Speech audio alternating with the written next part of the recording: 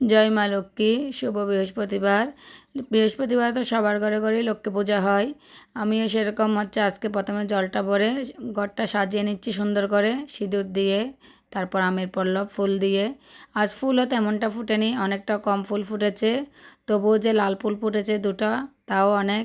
লাল ফুল তেমনটা ফুটে না বৃহস্পতিবারে, কিন্তু আজকে দুটা লাল ফুল ফুটেছে, শেষ জবা। তারপর সুন্দর করে ঘরটা সাজিয়ে বসিয়ে দিলাম। তারপর ফল কেটে থালায় সাজিয়ে দিচ্ছি সুন্দর করে। আজকে পূজায় ড্রাগন ফল আর আপেল দিয়েছি, তারপর ধূপ জেলে দিয়েছি, প্রদীপ জেলে দিয়েছি। অন্য দিনের চাইতে আমাদের বৃহস্পতিবার একটু দেরি হয় পূজা দিতে। সব পরিষ্কার করে নিই, সব ধুয়ে মুছে নতুন করে বসিয়ে নিই, সেজন্য একটু দেরি হয়ে যায়।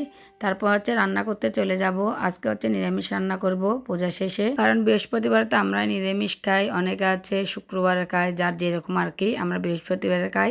নিরামিষের মধ্যে সয়াবিন দিয়ে আলুর তরকারি, সবজি, মিক্স সবজি করেছি, ডাল। এতটুকুই আজকে রান্না। সবাইকে শুভ দুপুর।